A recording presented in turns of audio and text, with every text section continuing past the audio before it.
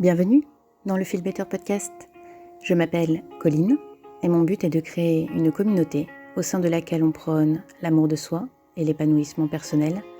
Dans ce podcast, on parlera d'émotions, de relations et d'introspection. Et j'espère pouvoir t'apporter quelques clés pour t'aider à mieux te connaître, à mieux t'accepter et à construire la vie que tu veux et que tu mérites. Bonjour à tous et bienvenue dans ce 14e épisode du Feel Better Podcast. Aujourd'hui nous allons parler de culpabilité et de comment réussir à la surmonter. C'est un sentiment compliqué la culpabilité parce que comme la honte, et les deux sont très proches à mon sens, c'est vraiment quelque chose qu'on a envie d'éviter à tout prix. La colère, la peur, c'est aussi des émotions négatives qu'on n'a pas envie de ressentir évidemment, mais en général on trouve la source de cette colère ou de cette peur ou de cette tristesse à l'extérieur de nous. Un décès, une injustice, une rupture, c'est pas nous qui déclenchons l'événement. Bon, c'est pas tout à fait vrai, si vous avez écouté l'ensemble de mes épisodes, vous savez que je suis persuadée qu'il y a toujours une part interne, on crée nous-mêmes nos émotions en fonction de nos pensées, qui elles sont générées par un événement extérieur. Mais on a toujours le pouvoir de changer notre manière de penser en réaction à l'événement. Donc il y a toujours cette part interne à nos émotions. Mais bref, c'est une aparté, c'est pas le propos ici, le propos c'est que la culpabilité ou la honte, ce sont des sentiments qui sont créés par une remise en question de notre valeur interne. Donc le contexte qui a généré la pensée, qui a généré l'émotion, c'est un contexte qui nous concerne, qui concerne notre action ou notre inaction. Nous ne sommes pas à la hauteur, nous n'avons pas fait ce qu'il fallait, nous sommes une mauvaise personne. Et personnellement, ça se traduit par exemple par l'estomac qui semble vouloir se replier sur lui-même, la gorge serrée, parfois une envie de vomir. C'est pas forcément les mêmes symptômes pour tout le monde, mais ce qui est sûr, c'est que c'est pas agréable. Et comme c'est pas agréable, le réflexe, et là je pense que c'est le même pour beaucoup de monde, c'est de cacher l'émotion. Hop, on l'enfouit bien profond, on ferme la porte à clé, on ignore qu'on a caché là une montagne de culpabilité, et puis on fait un peu l'autruche, on se dit que ça va bien finir par disparaître tout seul si on continue de résister. Évidemment, ça marche pas, en fait c'est souvent le contraire. Plus on résiste à une émotion négative, quelle qu'elle soit, plus elle va revenir encore plus forte. En fait, plus on essaie de l'ignorer ou de lui résister, et plus on va la transformer en un espèce de monstre terrible qui va réellement venir nous hanter. Et c'est terrible quand on y pense, parce qu'en fait, en essayant à tout prix d'éviter de se faire du mal, on finit par amplifier le mal. Et du coup, mon conseil, il risque de pas trop vous plaire, c'est d'accepter de prendre le temps de vivre l'émotion. Voilà, il faut s'asseoir avec son émotion, accepter de se sentir nauséeux, d'avoir l'estomac noué, la tension qui monte, et nommer l'émotion qu'on ressent. Je ressens de la culpabilité. Je ressens de la honte. Brooke Castillo, elle a fait un épisode sur le fait d'embrasser ses émotions négatives, et elle compare les émotions négatives à un rumen. Et j'ai bien aimé la comparaison parce que elle prend un exemple que je fais tout le temps, alors que ça sert à rien. Elle dit, si vous cherchez à vous convaincre que le rhume n'est pas vraiment là, et ben le rhume il va vous botter les fesses quoi qu'il en soit. Et je sais, moi personnellement, quand je sens les premiers symptômes du rhume arriver, j'essaie systématiquement de me convaincre que je vais bien, que je vais pas être malade. J'essaie de faire de la visualisation positive à foison. Évidemment, ça marche pas parce que si j'ai déjà des premiers symptômes, c'est que c'est déjà foutu. À un moment donné, il faut quand même mettre un peu de science là-dedans. Et donc évidemment, le lendemain, le rhume il est bien là. Et je sais que je vais en avoir pour, en général, c'est 3 jours compliqués et puis une semaine pour être à nouveau en pleine forme. Et puis je dois juste y passer quoi. Et les émotions négatives, c'est la même chose. Une fois que la culpabilité elle a pointé le bout de son nez, elle est là pour rester, donc ça sert à rien de vouloir l'enterrer dans un coin, elle va vous botter les fesses de toute façon. Alors autant y aller tout de suite et faire en sorte que ça passe le plus vite possible. C'est juste un mauvais moment à passer. Donc on va pas se mentir, c'est vraiment désagréable. Et en plus ça va pas forcément régler le problème tout de suite. Mais ce qui est certain, c'est qu'essayer de l'ignorer, ça va simplement faire plus de dégâts. Soit parce que vous n'allez pas vraiment réussir à l'ignorer, et donc ça va revenir en vague constamment et ça va vous user votre joie de vivre, user votre confiance en vous. Soit parce que vous allez avoir l'impression de réussir à l'ignorer, mais dans ce cas-là, ce que vous allez faire en fait, c'est somatiser. Et somatiser, ça veut dire quoi? Ça veut dire que c'est votre santé qui va en faire les frais. L'eczéma, par exemple, c'est un symptôme hyper courant du stress.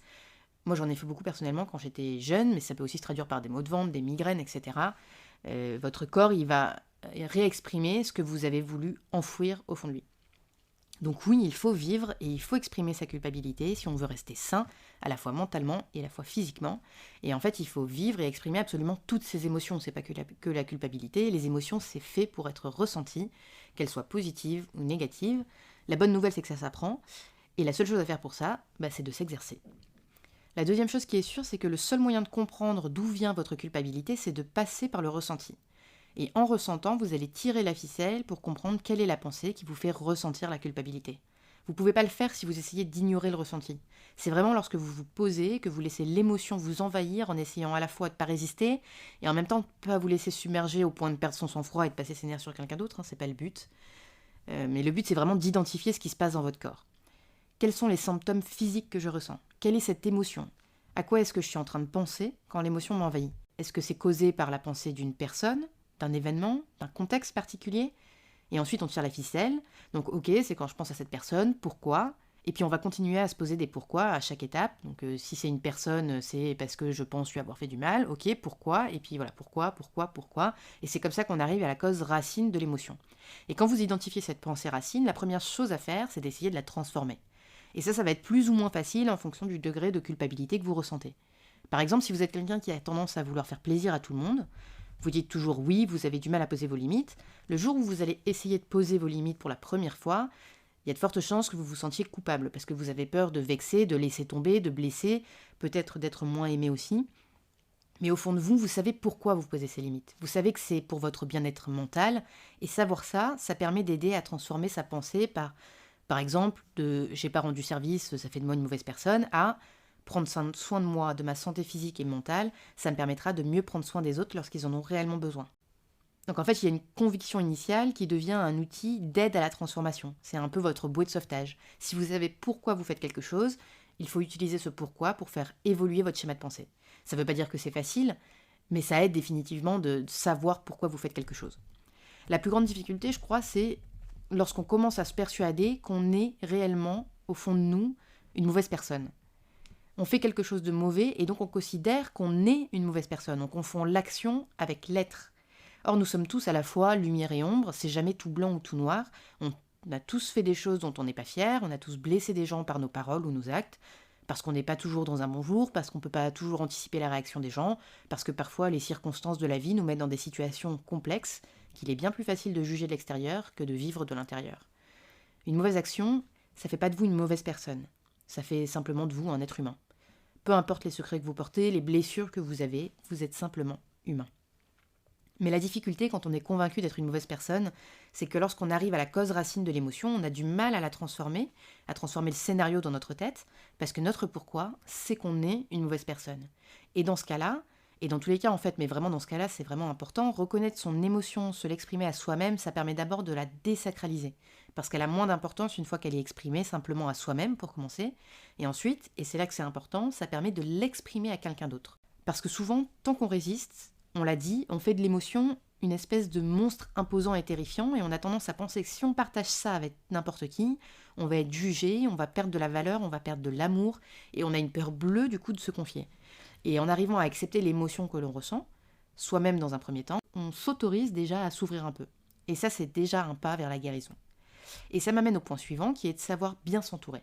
Si vous avez la chance d'avoir un ami, un membre de votre famille, un proche en qui vous avez toute confiance pour vous exprimer, déjà vous avez beaucoup de chance, et je vous encourage vraiment à vous asseoir avec cette personne et à lui confier ce que vous avez sur le cœur en lui demandant ni de vous donner son avis, ni de conseils, mais simplement en lui demandant de vous écouter sans jugement.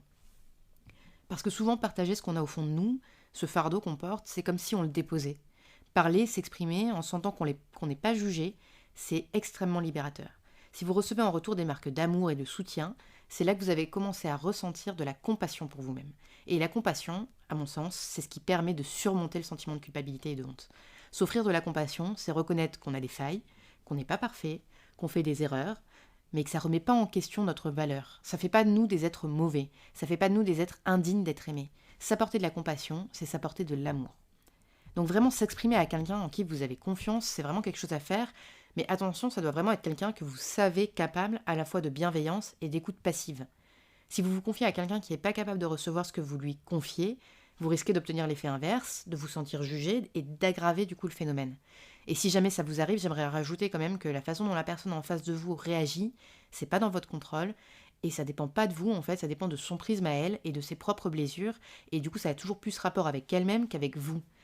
Et je pense qu'avoir ça en tête, ça permet souvent de prendre un peu de recul face à des situations ou des comportements qui peuvent nous faire souffrir. Ceci dit, je referme la parenthèse, si vous n'avez pas de personnes dans votre entourage avec lesquelles vous vous sentez assez en confiance pour vous confier, c'est pas grave. Alors surtout, commencez pas à vous juger à cause de ça, je pense que c'est bien plus rare d'avoir une telle personne dans sa vie que l'inverse. Et du coup, si vous avez les moyens, n'hésitez pas à embaucher un coach ou un thérapeute dont c'est le job d'être à l'écoute et d'orienter vos questionnements pour vous aider justement à prendre du recul et à trouver comment vous offrir cette compassion. Et sinon, vous pouvez aussi rejoindre des communautés. Je suis pas super fan des réseaux sociaux parce que je trouve on y trouve vraiment de tout et beaucoup de choses que je trouve assez déprimantes. Mais on trouve aussi des espaces d'entraide, de partage où on peut discuter avec des gens qui traversent des épreuves similaires. Et ça peut faire énormément de bien parce qu'on se sent moins seul, parce que c'est toujours plus facile d'avancer à plusieurs, de se sentir guidé et de se sentir compris. Et encore une fois, ça permet de sortir du j'ai un problème, moi, la première personne, et de pouvoir s'offrir du soutien et de la compassion. Et si vous n'êtes pas prêt à partager, je vous invite à commencer par écrire, tenir un journal juste pour mettre ce que vous ressentez sur le papier. Ça permet vraiment de se décharger. Mais vraiment, le partage à une communauté, à quelqu'un qui traverse des choses similaires à ce que vous vivez, ça permet de recevoir de l'amour et de la compassion. Et ça, quand on est persuadé qu'on est quelqu'un de mauvais, ça permet vraiment de penser ses blessures et de se dire « Ok, peut-être que je suis pas si mauvais finalement. Peut-être que je vaux quelque chose. » Ça permet de vous aider à trouver comment changer le scénario dans votre tête, parce que c'est vraiment ça le but ultime, hein, c'est changer le scénario que vous vous écrivez dans votre tête. Le problème quand on reste dans notre tête et qu'on n'arrive pas à changer le scénario qu'on s'est écrit, c'est vraiment qu'il prend une ampleur phénoménale. Je crois que de manière générale, c'est important de se rappeler qu'on fait tout ce qu'on peut avec ce qu'on a. On fait de notre mieux, et de notre mieux, c'est pas parfait. Des fois, on se trompe, des fois, on fait des choses qu'on regrette ensuite, des fois, on blesse des gens. Et en fait, on est juste humain. Je crois que c'est important de relativiser. Ça veut pas dire que vous pouvez faire n'importe quoi et faire volontairement du mal aux gens en disant de toute façon c'est ma nature, pas du tout. Mais ça veut dire que vous êtes complexe, que vos émotions et vos réactions, elles sont complexes. Et parfois, vous essayez de faire de votre mieux et vous avez l'impression que c'est pas suffisant, et c'est pas grave. Et surtout, se laisser ronger par la culpabilité, ça résoudra pas votre problème. Ça changera rien à la situation, ça soulagera personne. La question, c'est plutôt, qu'est-ce que je tire de cette expérience? Qu'est-ce qui a généré cette situation? Et qu'est-ce que j'ai envie de changer à l'avenir pour que ça se reproduise pas? Soyez bienveillant envers vous-même. Traitez-vous comme vous traiteriez un ami. Faites de votre mieux, on ne peut pas vous demander plus que ça, et vous ne demanderiez pas plus que ça à quelqu'un que vous aimez. La compassion, c'est une qualité qui est sous-estimée. Apporter de la compassion à quelqu'un, c'est dire « je te vois ». Je vois les luttes que tu mènes, je vois les difficultés que tu traverses, je vois que ce qui se dégage en surface, c'est pas qui tu es profondément. Je vois de la lumière en toi. La compassion, c'est une porte ouverte vers du lien, du partage et finalement vers la guérison. Et la première personne à qui vous devriez offrir de la compassion, c'est vous-même. C'est incroyable à quel point on peut être dur avec nous-mêmes, à quel point on se dit facilement qu'on a un problème, que nous sommes le problème, qu'on n'est pas à la hauteur, qu'on vaut moins qu'un autre. Mais c'est faux, vous êtes unique et vous avez quelque chose à offrir au monde. Vous n'êtes pas parfait, c'est vrai, vous êtes faillible comme absolument tout le monde sur cette terre. Vous êtes faillible parce que vous êtes humain. Mais ça ne veut pas dire que vous valez moins qu'un autre, ça ne veut certainement pas dire que vous n'avez rien à offrir. Vous êtes une belle personne à qui il arrive d'avoir des regrets, et vous avez le droit et le pouvoir de vous apporter de la compassion et de vous pardonner. Et je terminerai en disant que je crois qu'accepter de vivre ces émotions négatives, y compris du coup la culpabilité ou la honte, c'est d'accepter que la vie, c'est pas 100% du bonheur. Et si ça l'était d'ailleurs, si on était heureux 100% du temps, est-ce qu'on s'en rendrait vraiment compte? Est-ce qu'on pourrait vraiment profiter du bonheur si on ne connaissait pas le malheur? Il faut un équilibre. Apprendre à ressentir ses émotions, c'est apprendre à ressentir les bonnes émotions autant que les mauvaises. Savoir accepter sa culpabilité, sa honte, sa peine, sa colère, ça permet aussi de vivre encore plus intensément sa joie, son amour, son excitation, son plaisir, sa fierté. La vie est faite de hauts et de bas, de joie et de tristesse, et se rappeler que nous vivons tous sans exception le bien et le mal, le blanc et le noir, ça permet de relativiser, je trouve, nos moments de doute. Vous n'êtes pas seul, vous n'êtes pas différent, et lorsque vous arriverez à vivre pleinement chacune de vos émotions, vous aurez appris à vivre pleinement. Vous aurez la clé pour faire de votre vie la vie de vos rêves. Parce que si vous vivez chacune de vos émotions, il n'y a plus rien qui vous retient d'avancer. Ni votre peur, ni votre colère, ni votre honte ou votre culpabilité. Vous êtes prêt à tout affronter, à tout vivre pour atteindre vos objectifs. Et à la fin de votre vie, vous pourrez vous dire « j'ai vécu ». Pas une vie polissée, sans malheur, mais sans bonheur non plus. J'ai vraiment vécu, tout vécu, les hauts comme les bas, et ça en valait la peine. Ok, je vais m'arrêter là pour aujourd'hui. Si je devais résumer les principaux messages de cet épisode, je dirais en 1, apprendre à accepter et ressentir une émotion, c'est d'abord la désacraliser, et donc s'ouvrir à l'exprimer, à l'analyser et à la comprendre, et donc à la possibilité de changer le schéma de pensée qui la provoque. En 2, toutes les émotions sont faites pour être ressenties, ça fait partie de la vie. Savoir vivre ces émotions négatives, c'est s'ouvrir à des émotions positives encore plus intenses. En 3, vous n'êtes pas une mauvaise personne parce que vous avez fait quelque chose dont vous n'êtes pas fier. Vous faites de votre mieux avec ce que vous savez. Il faut apprendre de vos erreurs et vous offrir amour et compassion. Et finalement, partagez ce que vous ressentez. Avoir quelqu'un avec qui partager son fardeau, ça permet très souvent de se sentir plus léger et d'apprendre à se voir avec les yeux de quelqu'un qui nous aime et nous accepte exactement tel que l'on est. Voilà, j'espère que cet épisode vous a inspiré et peut-être aidé à trouver quelques clés pour surmonter des culpabilités enfouies. N'oubliez pas que vous êtes une belle personne et que vous méritez pardon et compassion.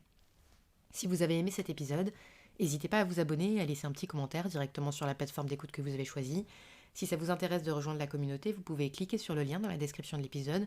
Vous avez droit à la newsletter hebdomadaire qui vous annonce la sortie du podcast avec le thème de la semaine pour rater aucun épisode, ainsi qu'à un petit guide 100% gratuit pour vous aider à analyser vos émotions.